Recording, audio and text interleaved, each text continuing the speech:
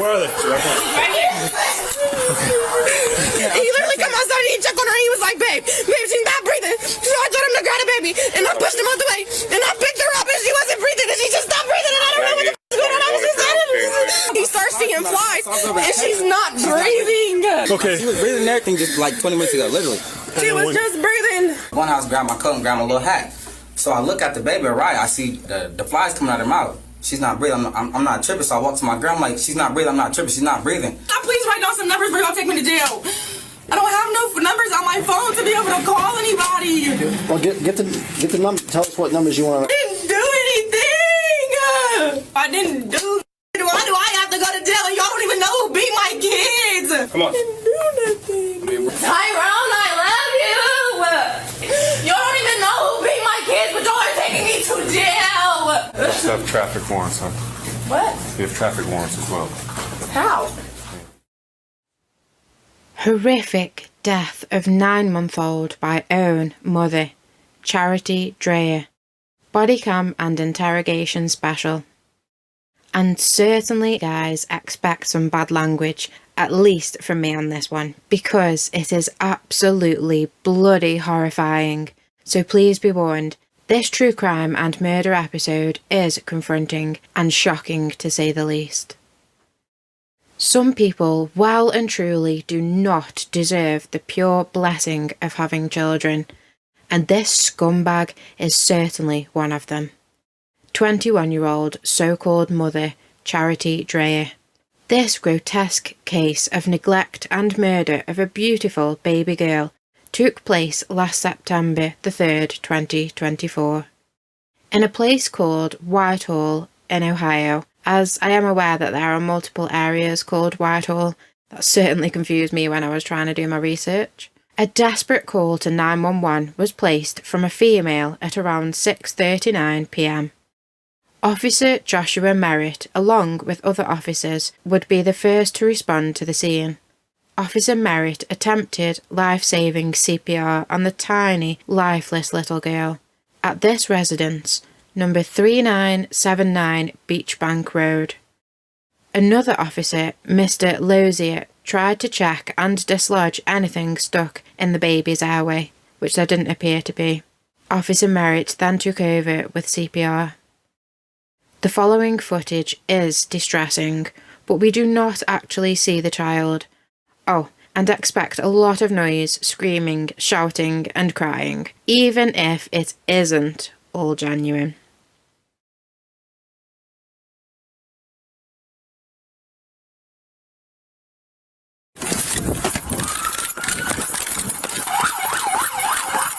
Where are they? Right here. They're here. They're here. They're here. They're here. They're here. They're going right. Okay, thank you. Dennis, calm down. I understand. Please calm down. So what happened before they stopped breathing? Nothing. She was asleep. She was asleep. I came in here. Let's talk outside. Let's talk. She was asleep. All I did was come in. And my boyfriend was sitting on the couch. He just told me. He literally just came outside. I was sitting on the porch. He literally come outside and he checked on her and he was like, babe, she's not breathing. So I told him to grab the baby and I pushed him out the way and I picked her up and I was trying to scare her to see if I just picked her up and she wasn't breathing and she just stopped breathing and I don't know what the f*** is going on. I was just So when's the last time you saw the baby breathing? literally like 20 minutes ago, she was just breathing. I just went inside, just checked on her. I literally have been sitting here on the porch, on the phone talking. He's going there to put on his coat, and he starts seeing flies, and she's not breathing. Flies in her mouth? What the hell? What happened to this baby girl, and why the hell would she have flies in her mouth? Has she been dead for a while? Who would ever cause harm to such a vulnerable, innocent little being?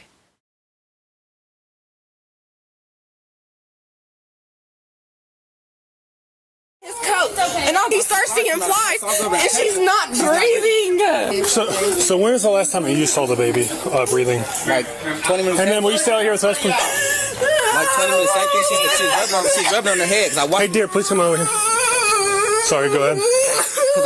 same thing. She did like 20 minutes. She went over there. She was rubbing on her head. Then she got up, and after that, she walked away. Okay. She was breathing and everything just like 20 minutes ago, literally. She was just breathing. So where were you before you found out the baby wasn't breathing? We was all sitting right on the porch. I literally just walked in and put this on my hat. I seen flies coming out of her, like flies in her mouth, and I look at her, so I walk over there to touch her. I touch her like this, and I see she wasn't breathing. So she came in, and I'm like, she's not breathing. I'm like, I don't know if I'm tripping or not, but she's not breathing. The foam around her mouth, where did that come from? I just blew the snot out of her mouth. Like she was trying to. I just blew the snot. It was snot out of her nose. Okay. When she was doing the compressions, I blew in her mouth, and it just came out of her nose. And then what happened? Nothing. She's just like, she's not breathing. Normally, I know my child. She's gonna wake up and she's gonna pop her head up and look at me. I'm her mom. So when I grabbed her and she. Hey, sir, we can't have anybody inside the house. When I grabbed her and she didn't. ID in, please. Yeah. Do you guys have your IDs with you? No, I don't. What's your social? I promise we're going to try our best, and we're going to try our best to make sure the baby. Yes, sir. Hey guys, can you step that way? Is there anybody else inside the house? Who was all here when everything happened? All of us just me, us. She's everybody that's been here. fine all day. She's been fine all day. Okay, just for some context here then, you guys. This home actually belongs to Charity's boyfriend's sister. His name is Tyrone, and they have only actually been together for around 2 or 3 months. But in that time, he, Charity, and her children all moved in with Tyrone's sister, Tyshana, and her kids. So, an interesting setup, and probably why the inside of the home was blurred. The other baby infant that Tyshana is holding is Charity's other child, none of which are Tyrone's biological children. Let's continue. Hey guys, can you step that way? Still not breathing. Nothing was wrong with her. She was just fine. How old is she? She's 8 months. And she was laying in here on the couch? Yes. When you found her, what position was she in? And she was laying on her stomach. That's how she always sleeps. And no, nothing unusual with the baby. No. Everything was fine, normal. Everything's been fine. Was there any blankets on the couch that were moved or anything like that? One blanket, but it wasn't. It was only one blanket. Literally, she ran out here. I gave them the baby to her real quick so I could smoke it like them out. They ran back out here, like they went in the house, came right back out. She said, she's not breathing, she's not breathing. So I told her to run back in the house, lay her down, and I started giving her chest compressions. And I was having her blow her breath. Your stepdad, so your boyfriend? Yeah. And your sister or your sister? I live here. Okay. Does everyone live here? Yeah. Okay. Let's get people to the Okay, station. then you gotta Let's get a calm statement down. from them. And once we get statements from them, we can probably cut them loose or whatever. But I need for it to be recorded. Yeah. Okay. And see, I can hang out with her until we figure out what's going on. And support. I'll take Okay. you to the hospital. It's okay. So me and you, let's go down to our police station so then we can do like a formal interview. So Tyrone was taken off scene to conduct a formal interview with detectives down at the station with his side of the story, which I do have for you in a minute. I just want to mention Charity, the so-called mother's demeanour on scene. She wails a lot and makes much noise, acts as if she is crying, but doesn't genuinely appear to be, and if she is, it's most probably more for herself and what may happen to her next, not if her baby may die. As we also hear from her soon. And she already has a history with law enforcement, including constant car thefts when she was younger, and even previously attacking a law enforcement officer, along with God knows what else is on her rap sheet. But her emotions change a lot, especially as to what's being said by the officers at the time. Like when the officer mentions about getting people down to the station, you can instantly see her begin to worry, as she fucking should do. She even completely stops reacting for a quick second and looks directly at officers to judge their demeanours. So obvious. She's purely worried for herself. They mention the word transport, and she instantly starts to whine again. Yep, all for her scummy self. This bitch doesn't deserve the blessing of birthing children. Let's get people to the Okay, station. then you gotta Let's get a calm statement down. from them. And once we get statements from them, we can probably cut them loose or whatever. But I need for it to be recorded. Yeah. Okay. And see, I can hang out with her until we figure out what's going on. And support. I'll take Okay. you to the hospital. It's okay. So me and you, let's go down to our police station so then we can do like a formal interview. Disgusting, she really is. Because, guys, both of Charity's kids showed clear signs of abuse, not just the 9-month-old. Which begs the question, how much were Tyrone and Tyshana really aware of? They are all residents in this home, and some injuries were not new either. Her older daughter, who was around 24 months old, showed signs of past abuse, and the poor darling even had a broken arm. Despicable. Imagine the pure pain and agony that child was suffering through, with an untreated broken arm. Plus, come on, babies' arms do not just break. Fuck happened there?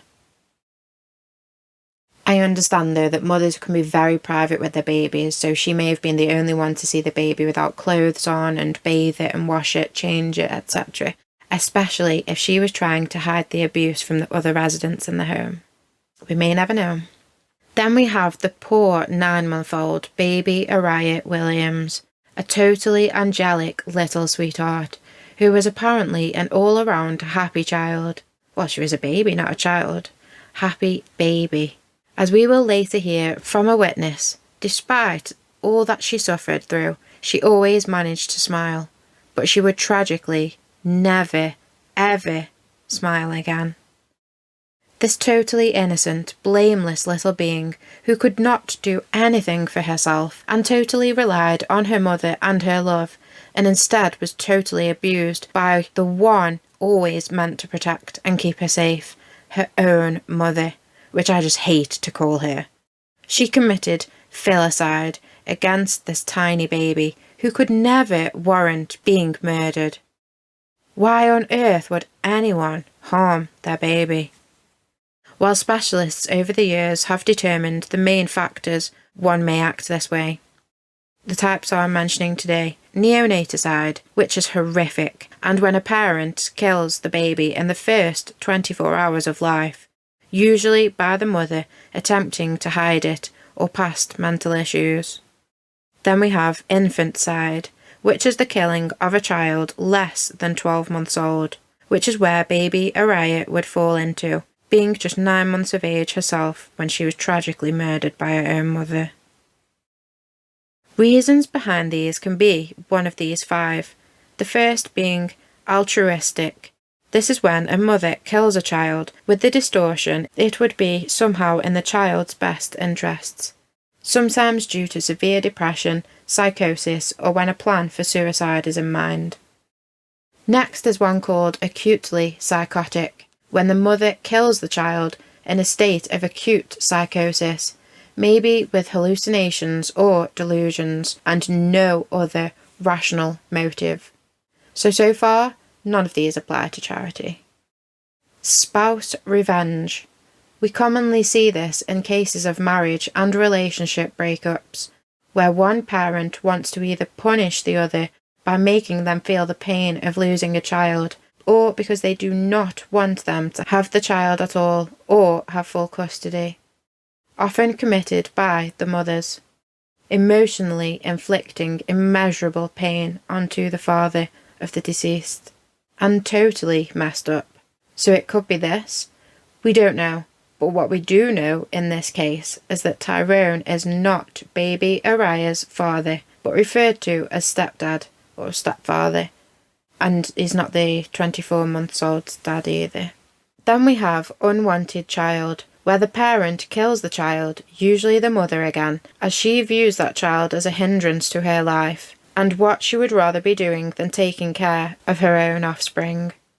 We have certainly seen this before, and unfortunately it happens all too often.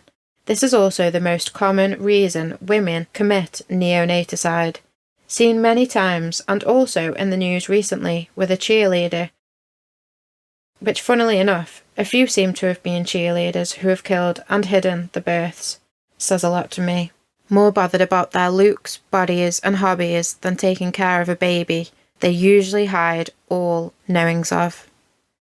This could have certainly been a reason behind Charity's sickening actions, as let's face it, Both children were abused.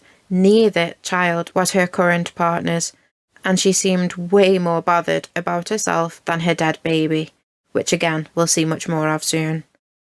This all shows she would rather be doing anything other than caring for her own biological children, of which she chose to abuse, neglect, maltreat, and even murder. So she defo falls into that bracket for me. And lastly, there is fatal maltreatment, which is where the child's death occurs unintentionally, so accidentally and not on purpose, usually from a result of ongoing abuse or neglect. This is considered the only category which lacks homicidal intent. But of course, the decision to abuse and neglect is there. Now, she could actually fall into this category too, because you could say she never intended the child to die, because, well, that means she's got to go to prison, of course. Both children showed signs of past ongoing abuse too. So she could fall under this, as I don't think she intended the child to die, because now she has to pay. And don't worry, you guys, she will do. Even if certainly not as long as I think she deserved. Nowhere near as long. Now, which bracket do you think she falls under that I mentioned? Now let's join the interrogation/interview with Charity's boyfriend Tyrone, who I feel is pretty honest and forthright with the officer he speaks to. Let me know what you think. Notice how he mentions the baby's name and actually seems to care. I'm just going to write down literally everything that we talk about in notes, and then if you would be willing to, if you could please write down a statement about what you know. Yes, sir. You guys called us. Was it you that called us? Yeah, my girlfriend did. Okay. Wait, was it? No, it was my sister. My sister. I'm sorry. The one I was sitting there, that was standing there. Yes. So now that's my sister. She called. Okay. So she called us at 6:39. What time did? So you discovered the baby first, right? What? I was sitting on the porch for a minute. I was smoking my mouth. And I got chilly a little bit, so I'm like, I'm about to go in the house. I'm cold. I'm about to go in the house and get a jacket. So I go in the house, grab my coat, and grab my little hat. So I look at the BabyA'Riyah. I see the flies coming out of her mouth. So when I look at that, I used to go over there. I touch her. I walk over to her. I touch her. I see she wasn't breathing. So I'm like, she's not breathing. I'm not tripping. So I walk to my girl. I'm like, she's not breathing. I'm not tripping. She's not breathing. So she give me my niece. She like, here, take your niece. She walk over to the baby. She pick her up. When she pick her up, her head was like just leaning back, like, and it was like snot coming out of her nose. I don't know if it's coming out of her mouth or her nose. So she went outside to tell my sister. My sister told her to bring the baby back in, to run the baby in the house, set her on the couch. So my sister sat on the couch. She trying to do the I don't know, is it CPR? Because she used to work. She worked at the hospital, so she trying to get her back together. So as she doing that, my sister told my girlfriend to get the put her. My head's everywhere. Yeah. Put her mouth to her mouth to try to get her back. So as she doing that, she trying to breathe into her mouth.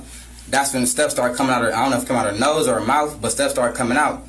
So that's when she called y'all, and that's when y'all came and tried to get her back. And 20 minutes before that, she was like literally just breathing. Like my girlfriend walked over there, rubbed her head, sat over there by her and everything, and then she ended up walking away. And you said that was about 20 minutes before?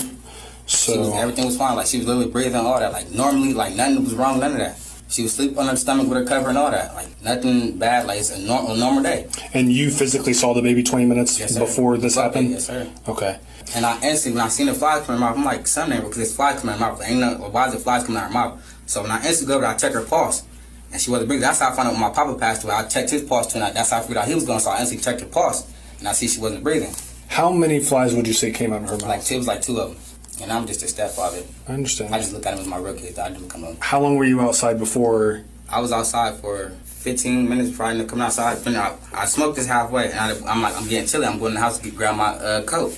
That's when I went in there and I seen the flies coming out of her mouth. As I was grabbing my coat and I look over at her, I seen the flies coming out of her mouth. That's when I walked over and checked her pulse. She wasn't breathing. Okay. I didn't see that because my sister, when she picked up, her body was purple. I didn't see that until I looked, tested her. And I said until I tested her pulse and they lifted her up. That's when I seen her eye, like her eyelid was like purple, and like it was like veins, like red veins. Like, I don't know what it was like. It was her veins like poking out like her eyebrows. And the baby was laying on that blanket? Yes, sir. Okay. Was the baby laying face up or face down? She was on her stomach, like she was like this.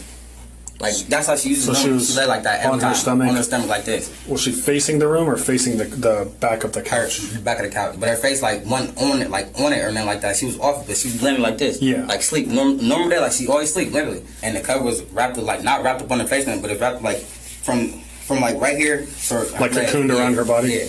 And this may be irrelevant, but I'm trying to cover every question I possibly could. Is that the same black and mild that you were smoking from the time you last saw the baby to the time that you discovered the baby no breathing? Who was all in the house when the baby was breathing? Me, my girlfriend, her other daughter, and my niece and nephew. The daughter is the other infant? That little, Okay, so girlfriend, daughter, yourself, obviously. And my niece and nephew, and then the other baby, the little baby. Okay, and they weren't there when I got there, right? Because so they Wait, you went. talking about when you first came? Yes. In the house, like there? No. When? Oh, I'm sorry. Were they there when you discovered the baby not breathing? Were they Yes. still like outside, Yes. or were they inside? They was outside. Everyone? Yes. My girlfriend's right there by the door. I was the only one in the house when I walked up by her. I was the only one in the house walking in to get my jacket and stuff. Okay. My girlfriend was sitting right there on the front porch. Okay. Was anybody inside the house with the baby while everyone was outside? No. Okay. But we were still watching through the screen door right there. Yeah. Was the back door locked at all? Yes. Okay. What temperature would you say the house was? It was pretty low. It wasn't hot, but I'll say that the heat. I think the heat was on. The heat was on like it had to been like 50, 55 because it was kind of hot in there. 55. That's pretty cold. You mean like 75? Probably like 75, probably like 70, 75. Do you guys typically keep it like at a certain temperature? My sister usually keep the air on blasting, like the heat all the way down to the lowest so it can get cold. I'm just going to jump in a sec, you guys, and acknowledge this flies in the baby's mouth situation, as it was really bothering me. Like, when did she physically actually pass away? So I looked into it, and I was quite shocked at my findings, considering all the true crime and murder cases I followed over the years. So basically, flies, particularly blowflies, typically arrive at a dead body within, wait for it, from within just minutes. Yes, minutes, you guys. Who else is shocked at that? It can be between minutes and hours after death. I knew they came within hours, but I genuinely am shocked at just how immediately they are attracted to a very recently deceased body, still warm. They are attracted by the body's fluids and gases. Ew, gross. Seeking openings like the mouth and nose, and also any open wounds on the body. That's where they then lay their eggs. And oh my god, some species of flies even do this as early as 1 to 2 hours post-mortem. So after death. The presence of such flies and their larvae, i.e. maggots, can aid the forensic investigations following someone's death to estimate times of passing. Along with the most common blowflies, usually first to arrive on a dead body, so do others, like flesh flies. Oh, God, who else is crawling? And your average, housefly, colonise the body too. Oh dear God. So next time a fly lands on your food or in your drink, think back to this and get a fresh one. I know I will be. Ooh, I'm itching.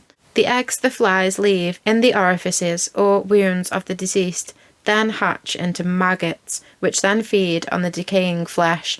I'm really sorry, I should have given you like a gross warning or something if you may be eating. Or maybe that's your fault for choosing this case while munching on your Chick-fil-A. I'm kidding. But yeah, sorry, I'm realising how grim this is as I write it. Perhaps I'll put a warning up before. But I feel it's quite crucial to the case and other death cases, and also interesting for people to know if they occur this themselves with, say, a loved one who passes. Flies would seriously bother me and make me wonder, shit, how long have they been dead? And that I know that could absolutely torment and torture someone and leave them feeling so much more guilt than they should do. Whereas now I know it could be just minutes.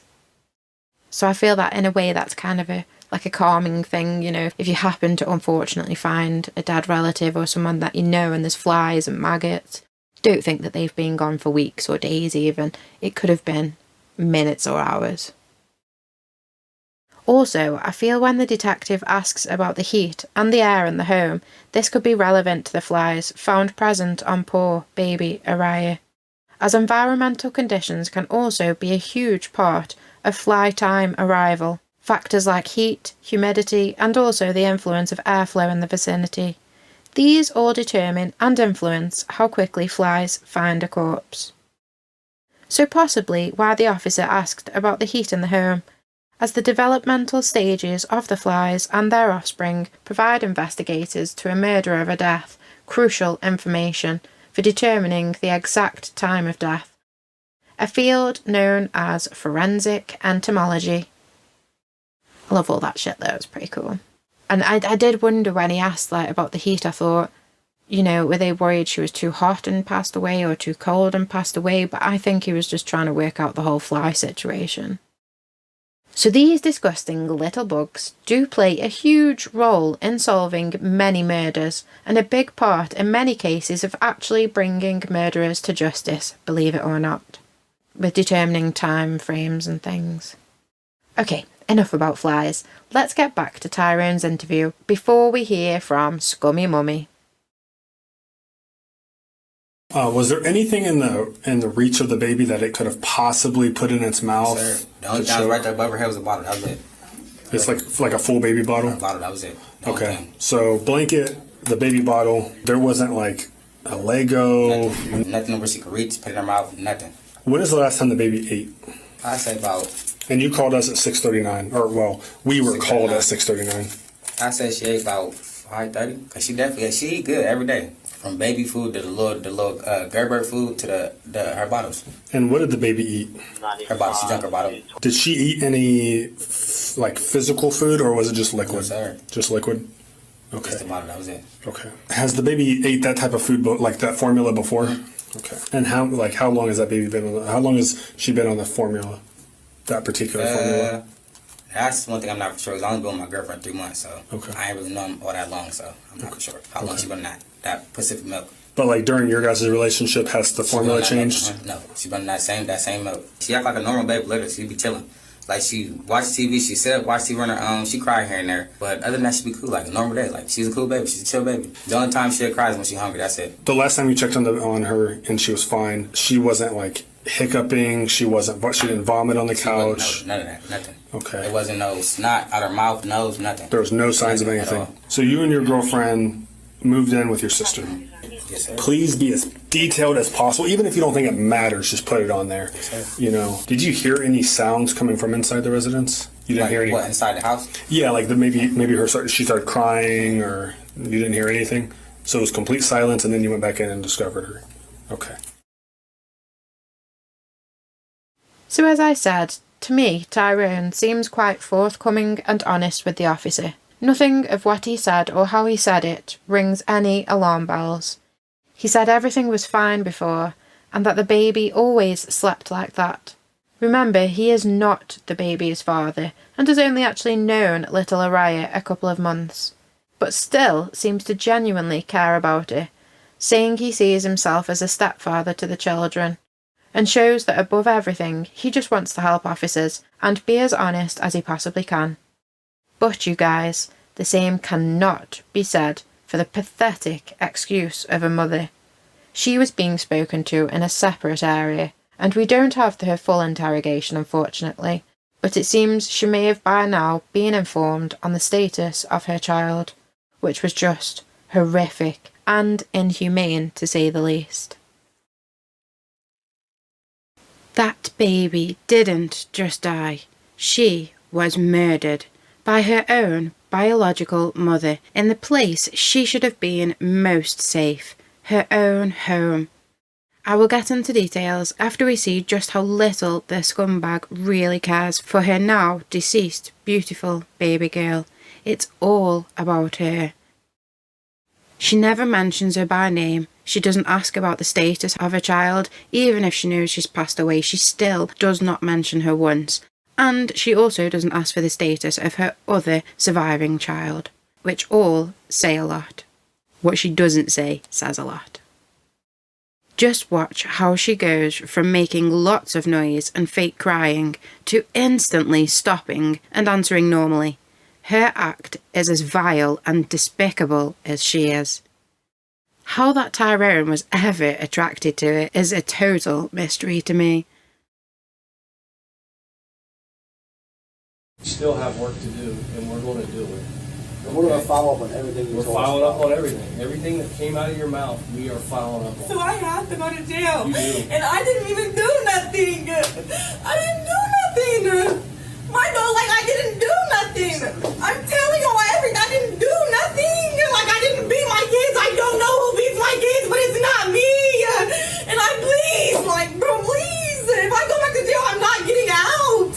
Why? Why? Because I'm on probation. I just went to court and they told me if I f*** up overtime, I'm going to sit down for the full 5. I didn't 5 do what? 5 years. What are you on probation for? For receiving stolen property. I used to steal cars when I was younger. And you think you're going to do 5 years in Franklin County Jail for stealing cars? It's Come on. not just that. I have assault on a police officer. Why do I know? Well, why am I going to jail? I didn't do nothing. What I want you to do is I want you to stand up, put your hands on your I back didn't for do nothing. Can I please write down some numbers before y'all take me to jail? I don't have no numbers on my phone to be able to call anybody. Well, get the number. Tell us what numbers you want to. Bro, why am I going to jail? I didn't do anything. Bro, I didn't do. Why do I have to go to jail and y'all don't even know who beat my kids? Why do I have to be the one to go to jail and I didn't do nothing? Bro. Let's go. We're not. Come on. I didn't do nothing. I mean, we're giving you the benefit of the doubt. That's your dad's number? Yeah. Yeah, that's a 513 number. The button up your pants first. You said you have all the messages on there from you and Abigail, right? Most of them. Probably not all of them. No. But is there anything in here that's going to help us? Prove that I didn't beat my kids and y'all taking me to jail right now and I didn't do nothing. Like, why am I going to jail and I didn't do nothing? Charity. No. Charity.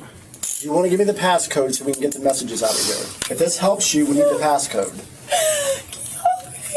How do you? Am I gonna get my phone back? I'm legally. Yes, when we're done with it, which will take a couple days, when you get out, I don't even know if I'm gonna get out. it's Franklin County. Do you have anything else on you? No, but why am I going to jail? And y'all don't even know who beat my I kids. already explained it to you. Bro, it doesn't matter what you explained. I didn't beat my kids. You're taking me to jail, but you don't even know who beat my kids. Okay, we're going to go out this way, Charity. Can you grab that piece of paper? I need them numbers, we will. bro. We will. We will. Oh, Tyrone, I love you. We'll walk straight out the door. I didn't do nothing. Y'all are taking me to jail, but y'all don't even know who took my kids. Y'all don't even know who beat my kids, but y'all are taking me to jail. Like, I didn't do nothing. You also have traffic warrants, huh? What? You have traffic warrants as well. How? The DUS out of Columbus, that was like. What? A traffic warrant when? I don't know. You asked them when I've been got that taken care of. I shouldn't have this. So that's why y'all taking me to jail. Well, It's because of the I'm warrant. just saying it's also that. So when am I going to get out? Bro, that's if they let me out. I didn't do nothing. Now you get code 3.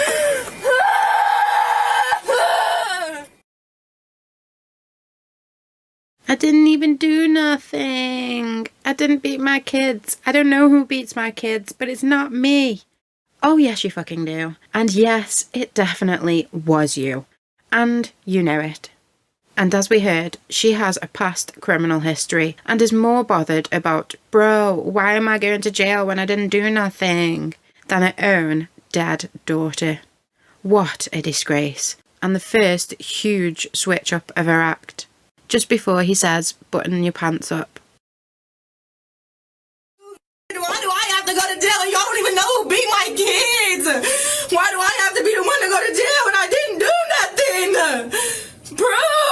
Let's go. We're not. Come on. I didn't do nothing. I mean, we're giving you the benefit of the doubt. That's your dad's number? Yeah. Yeah, that's a 513 number.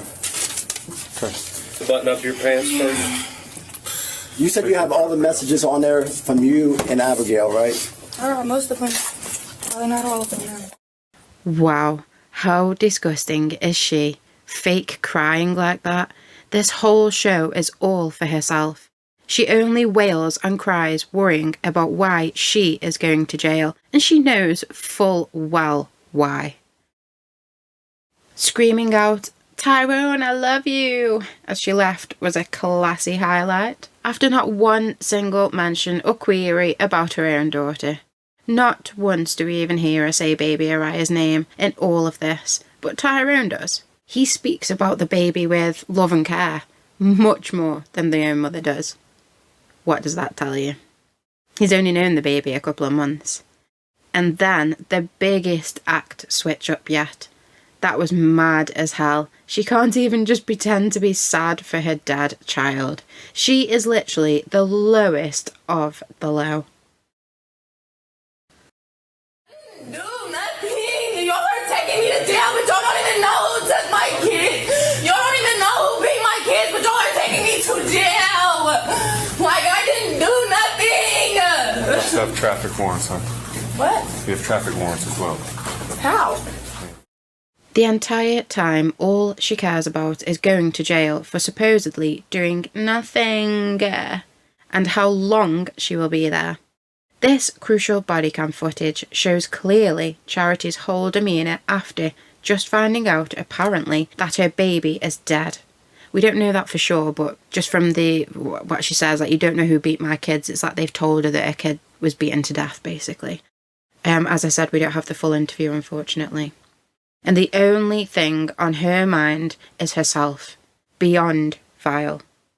So no matter how many times she perpetuates that she didn't do nothing, she knew that not only had she cold-bloodedly killed her innocent little baby herself, but she let both of her children suffer. I mentioned her older baby's injuries before, like her broken arm, but now let me tell you about the horrific way BabyA'Riyah was found by officers, as noted in their personal reports from responding to number 3979 Beachbank Road that day. Officer Joshua Merritt wrote, "I observed a bite mark on the top of her tongue. What the fuck? Thick gunk appeared to be coming from her eyes, and she looked and felt very small for her age. Her belly appeared to be blown up, and her arms, legs, and head offered no resistance when being moved. Her diaper appeared to be full and not changed for an unknown period of time." So obviously she's just being completely ignored here. Basic needs aren't even being met. Another officer on scene that day was Police Officer Brooke Cano, and he wrote in his report, "This child was uncleaned. Diaper was wet and old and was only in a hooded sweater." They then transported her to Whitehall AMS National Children's Hospital, where sadly nothing at all could be done to save tiny A'Riyah's life. She had passed on, and all because of her own sickening mother. So that was what officers reported seeing at the scene, but how did she actually die? Well, her post-mortem showed severe signs of ongoing mistreatment and abuse. Which makes you wonder, was it all Charity? And did no one else in that home really not know either of these poor children were suffering? Certainly makes you think and question this.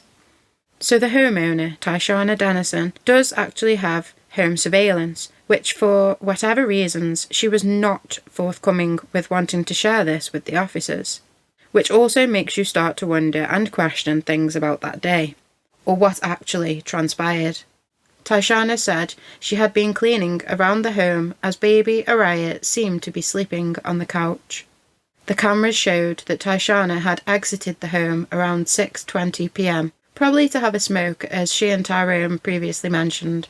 Then at around 6:38 p.m, Charity Dreyer is observed running outside with BabyA'Riyah, in a total panic that she is no longer breathing. Tyshana then contacted 911, who arrived shortly after.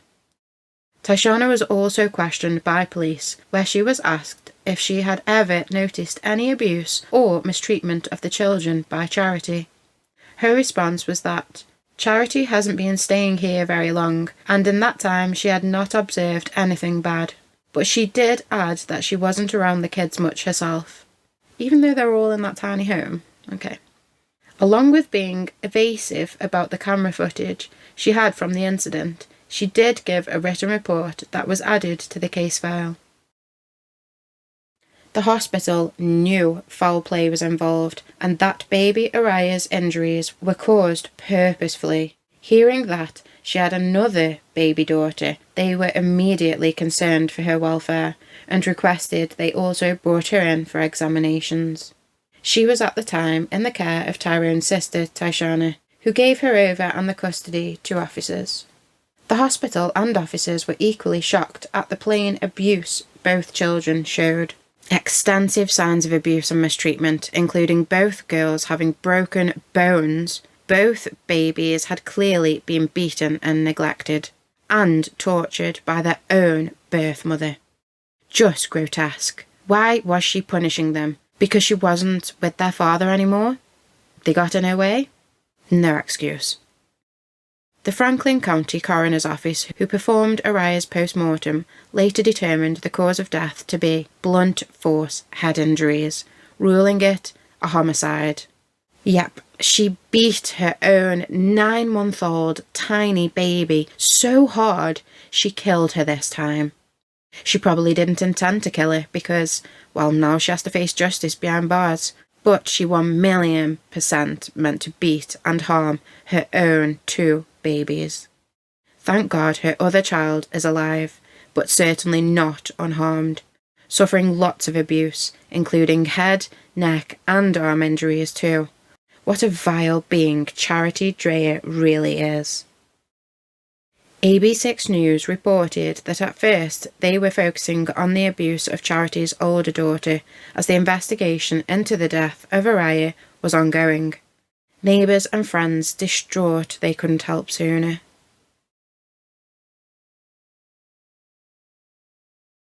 We didn't know what was going on at first. Like, I was just trying to get the kids inside. We seen the cops come up, running up, and we seen a guy come out running with the baby. And then that's when we heard the baby wasn't breathing. Parents in this Whitehall community were fighting to hold back tears while describing the moments they saw paramedics trying to save the life of this baby girl. It's been in my mind. When I go to sleep, I see that baby. And I'm like, what if that were my child? Yeah, literally. It's heartbreaking, honestly. Like, it really is. I could not imagine having to deal with that. No. I couldn't do that to my baby. 21-year-old Charity Dreyer was arrested and is facing child endangerment charges. At this point, not for the death of the 9-month-old. Her current charges stem from the alleged abuse of her other child, a nearly 2-year-old little girl. The investigation into the baby's death is moving forward. Whitehall police say they were called to this home on Beach Bank Road Monday night on the reports that a child wasn't breathing. Neighbors walked us through the moments emergency responders tried to save that child. That's the most traumatizing thing I've ever had to see in my life. Police say the 9-month-old baby later died at Nationwide Children's Hospital. Officers say both the baby and the toddler had wounds that were not from an accident. Charging documents accuse Dreyer of abusing the toddler. Visible injuries include a possible broken arm as well as bruises to the head and the neck. Neighbors were upset, thinking about what the children may have gone through. I don't know how somebody could do that to their baby. Like, I just can't. How can any mother hurt any child? A child is so precious. And to know that I just held that baby last week, was looking at that baby, touched that baby's hand, knowing that I'll never touch that baby again. Heartbreak from Abigail Eastman and Carmen Keaton. Both women, close family friends who say they spent a lot of time with the 9-month-old and her 2-year-old sister. She made me the godmom to the auntie to everything to these kids. Going down from the babysitter, I'm being everything to these kids. Like, I was even a mom to these kids. I was called mom. Court documents say the older child police found at the time of the call had signs of abuse or torture, possibly a broken arm and injuries to her head and neck. Those horrific descriptions pausing the interview. Eastman says she was once very close with Dreyer and is struggling with this whole situation. I feel guilty for giving her her kids. I feel shame for giving her kids because everybody told me to get emergency custody of her kids. Keaton says she would also help babysit from time to time and says she loved those kids like they were her own. I feel like I failed these babies. I really honestly do. Even though for them to go through what they had to go through, they were very strong babies. And they just smiled all the time.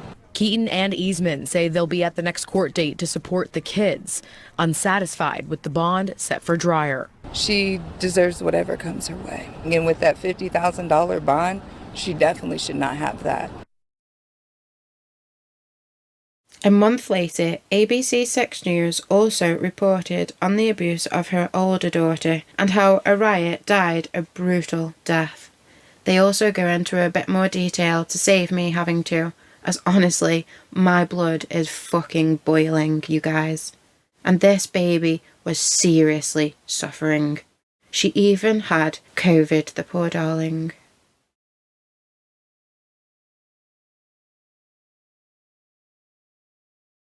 It was just 1 month ago that 9-month-old A'Riyah Williams and her 23-month-old sister were rushed to the hospital. Whitehall police found the girls after answering a call for help about a baby who wasn't breathing. Court papers revealed the older child had signs of abuse or torture, a broken arm and injuries to her head and neck, but mentioned nothing about baby A'Riyah, who died. The Franklin County coroner now says the little girl died a brutal death, the baby suffering blunt force head injuries and a fractured skull. There was also evidence of days-old blunt force trauma to her abdomen. On top of all that, the little girl was very sick with COVID, the flu, and other respiratory viruses. Her mother, 21-year-old Charity Dreyer, is charged with endangering children, but that's only for the injuries to her 23-month-old daughter. More charges could be filed now that A'Riyah's death is now a homicide. There's mandatory reporters, police, nurses, doctors, teachers that have to report what they see. But as far as I'm concerned, everyone's a mandatory reporter. There is, if you doing the right thing means you see something like this, or you suspect that there's a family member or a friend or a neighbor involved in abusing a child, you got to pick up the phone. Whitehall police say the case is now in the hands of the Franklin County prosecutor. He's totally right. Every single one of us is a mandatory reporter. And if a child is being abused by a parent or caregiver, you must be that voice for the innocent, unheard cries for help. We all play a part in keeping the children of today safe, especially when they are given a terrible and abusive mother like Charity fucking Dreyer. In October of 2024, Charity was indicted by a grand jury on multiple charges, including murder, involuntary manslaughter, felonious assault, and endangering children. Now at 11, a Whitehall mother is charged with the death of her baby daughter, and police tell us this never had to happen. Thank you for joining us for 10 TV News at 11. I'm Yolanda Harris. Now, just yesterday, a grand jury indicted 21-year-old Charity Dreyer on multiple charges, including murder in the death of her 9-month-old baby and the injuries suffered by her nearly 2-year-old child. This case took more than a month before murder charges were filed. 10 TV's Carly Dion is in studio tonight to explain why. Yolanda, I spoke with Whitehall Police Deputy Chief Dan Kelso tonight. He tells me he hopes this story serves as a wake-up call to the community that situations like this are preventable. It's horrible. It's tragic. It's absolutely awful. Last month, Whitehall police officers responded to a home on Beach Bank Road for a report of an unresponsive infant. Officers performed CPR until the child was taken to Nationwide Children's Hospital. 9-month-old A'Riyah Williams did not survive her injuries. That's where the investigation started. First responders also discovered injuries on the baby's nearly 2-year-old sister. The officers at the scene noticed visible bruising, visible marks on the children that weren't consistent with accidents or falls. The mother of the children, 21-year-old Charity Dreyer, was originally arrested and held in jail on charges connected to the abuse of the 2-year-old. Now, a month later, Dreyer is being charged for her daughter's murder. Whitehall Police Deputy Chief Dan Kelso says homicide investigations like this can sometimes take time before a murder charge can be applied. You have to have the entire case together before you're going to present that to a grand jury. The coroner first needed to officially rule the infant's manner of death as homicide before the murder charge could be applied. Then, Kelso says they needed to gather hospital records, prior criminal records, and interview witnesses. Tracking down witnesses to interview, that's not always easy. People start disappearing once you do an investigation. The coroner's report released last week reveals the baby's death was a homicide caused by blunt force head injuries. The report also noted days-old blunt force abdominal trauma, bruises on her face, and several respiratory viruses, including COVID-19. This is a preventable homicide, and I say that because people knew. Somebody knew something's going on with this child and mother. This didn't just happen out of the blue. Kelso hopes this story serves as a message to the community why it's so important if you see something to speak up, because in some cases, it could be a matter of life or death. If you have something like this going on in your life, if you know somebody that's not treating a child correctly, you know what to do. You know who to call. We're here. And Charity Dreyer is scheduled to be arraigned in the Franklin County Court of Common Pleas on Monday. Carly Dion, 10 TV News. But she first pled not guilty, receiving a $1 million bond. Let's join 10 TV News, who reported on this. Developing news at 5, a Whitehall mother accused of killing her 9-month-old daughter and injuring her almost 2-year-old daughter went before a judge today. Charity Dreyer pled not guilty to all 7 charges, including murder, involuntary manslaughter, and felonious assault. 10 TV's Tara Jabor was in the courtroom today as Dreyer heard her charges. Tara joins us live now in studio. Tara? Well, Yolanda, the judge gave Charity Dreyer a $1 million bond after she pled not guilty to all of those charges. Now, while waiting for trial, she is not allowed to be around any minors. Charity Dreyer showed no emotion in court as the prosecutor detailed the allegations against her. According to the prosecutor, on September 23rd, police found Dreyer's daughter, an infant, unresponsive at her home. The baby, A'Riyah, later died at the hospital. Now, according to the coroner, the baby's cause of death is homicide. The prosecutor told the courtroom that's because of blunt force trauma. Charity Dreyer also had a second child who the prosecutor says shows signs of trauma and was injured. Today, the prosecutor says Dreyer's story to police kept changing about what happened to the 9-month-old baby. Aria's mother, the defendant Charity Dreyer, provided conflicting accounts of the events, initially withholding details of a supposed fall down a flight of stairs. The explanation changed during a jail call where she claimed injuries, where she slipped on the stairs, causing the child to hit her head. Now, Dreyer did plead not guilty to all of those charges. We know her other daughter, the nearly 2-year-old, is still involved with Franklin County Children's Services. Facing so much evidence of past abuse of both of her children, she decided to take a plea deal where she pleaded guilty involving the death of her baby, still putting on some sort of a victim act in front of the judge, and acting like she genuinely gives a damn about her surviving daughter and needs to be out for her. Using her own survived child that she tortured, abused and neglected as reasons to let her go. How pathetic and sick is she, guys? Oh, and dumb. So after originally pleading not guilty, probably on the strong advice of her lawyers, she instead, in March of 2025, Charity Dreyer chose to plead guilty to involuntary manslaughter and endangering children as part of her plea agreement, but still plays the victim card to the Franklin County judge.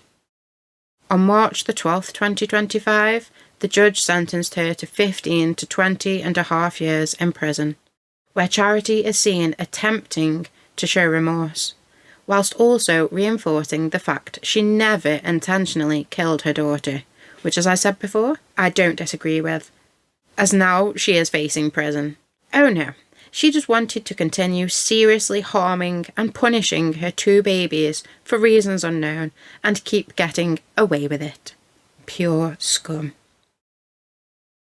21-year-old Charity Dreyer, accused of fatally abusing her infant, was sentenced today after pleading guilty on 2 of 7 charges Thursday. NBC4's Brett Mills was there and brings us the details. Charity Dreyer was just sentenced to 15 to 20 years in prison, 4 years for endangering a child, and 11 to 16.5 years for involuntary manslaughter. Now, this comes after Dreyer was arrested in September of 2024 when officers responded to reports of a non-breathing child on Beach Bank Road in Whitehall. Police found the 9-month-old as well as a 23-month-old who appeared to be hurt with a possible broken arm and neck injuries. Dreyer will have to serve her time consecutively. Today in court, the prosecution called this one of the, quote, most severe types of crimes. Dreyer was also given the opportunity to speak in court, expressing remorse for the entire situation, apologizing and saying she did not kill her 9-month-old daughter on purpose. I understand I made mistakes as a mom, and I accept accountability and responsibility for my actions. But I still got a 2-year-old daughter out here that I got to get myself together for. The judge also says once her time is served, she will have 2 to 5 years of post-release control. Local for you, I'm Brett Mills, NBC4. Yeah, this morning, Charity Dreyer listened on as a judge handed down a 15 to 20-year sentence behind bars for her role in the death of her very young infant daughter. Dreyer even addressing the judge and the courtroom this morning, saying that the death of her daughter was not done on purpose and that she's ready to get to prison, get it over with so that she can return to her 2-year-old child, and that she knows she made mistakes as a mom before. Dreyer was originally facing murder charges but took a plea deal last Friday, pleading guilty to involuntary manslaughter and 2 counts of endangering children. Officers then found the 9-month-old child and her 2-year-old sister in bad shape, rushed them to the hospital. Court documents revealing both children showed signs of abuse, old and new injuries. The 9-month-old, however, died. The coroner later revealing that the infant suffered blunt force head trauma and also a fractured skull. I accept accountability and responsibility for my actions. But I still got a 2-year-old daughter out here that I got to get myself together for. And I know I made mistakes. I'm not putting that to the side. I know I made mistakes. I took care of things improperly, but at the end of the day, I was a single mom with no help. The prosecution said there was significant back and forth with the defense because this is a huge crime involving the death of a child, and that they really wanted to make sure that everyone knows and understands that this child's life mattered. On your side, I'm Stephanie Chaynock reporting. I don't know about all of you, but I'm actually sickened by the fact that just because she made a bloody plea deal, this evil, vile, manipulating child abuser and baby-killing monster could actually be out on the streets and even get pregnant again from as young as just 37 years old. Where is the justice in that? BabyA'Riyah didn't even live 1 whole year. She couldn't yet talk, walk, or speak, and would never get the chance to. And her judicial voice she receives is that the killer of her own mother, who committed both filicide and infanticide to her own 9-month-old innocent little darling baby, could be out and pregnant again in as little as 15 years. How wrong is that? Where is BabyA'Riyah's justice for her life being so cruelly stolen by her own mother? What do you guys think of this? Let me know in the comments section. Also, I just want to give a quick mention to this lovely police officer who offered his support and shoulder to cry on to one of the first responding officers to the scene that day. God bless his soul. Did you see the baby? Yeah, I was the first one there, yeah. So, yeah, I tried to do CPR, so. Okay. Just know, with our support team and everything, sometime it may hit a little bit later. If you just need to talk it out. I can't counsel or anything, but if you just need to, even if you need to crash with it. Yeah, I appreciate that. I cry as a man too, so if you need to, I get it. Yeah, I appreciate it. Oh, what a lovely man. There for his fellow buddies in blue, who he clearly knows firsthand could easily be affected by seeing such trauma and death. Thank you, Mr. Officer. You even made me feel a bit better after suffering through all of that. Some people really and truly do not deserve to ever have the blessing of birthing their own children, and Charity Dreyer is top of the fucking list for me. This bitch needs her uterus, ovaries and fallopian tubes taken away. And never have that opportunity again, because I guarantee it will happen, and she will continue the cycle of abuse. Just hopefully trying to not get caught again, i.e. long-term suffering and torture for another or multiple innocent little babies and possibly children if they make it to that age. She needs to be kept behind bars, or someone in prison needs to serve some justice for BabyA'Riyah. Fingers crossed. I hope her time is insanely slow and cruel, and that no one goes to visit her or put money on her cards, and everyone despises her inside. Because I can tell you, baby killers are not idolised in prison, especially female prison. Let's also hope and pray that Charity's surviving daughter receives the love and care she always needed and deserved, and will be brought up in a loving home with someone who actually gives a damn. I wish you all the best for your future, baby girl. Tyrone, be careful which women you choose to mix with, and for God's sake higher your standards, man. And Tyshana, be cautious who you trust and allow into your home. Don't be so kind to strangers and put your own children first. And I hope to God neither of you knew about the children's abuse, because if you did, in my eyes, you are also guilty for ignoring the fact and turning a blind eye whilst those babies without a voice suffered. I hope that's not the case. And if you do ever know of anyone being abused, please, please speak up. So thank you all for being here and joining me today. What are your thoughts on this awful case and the footage that you saw?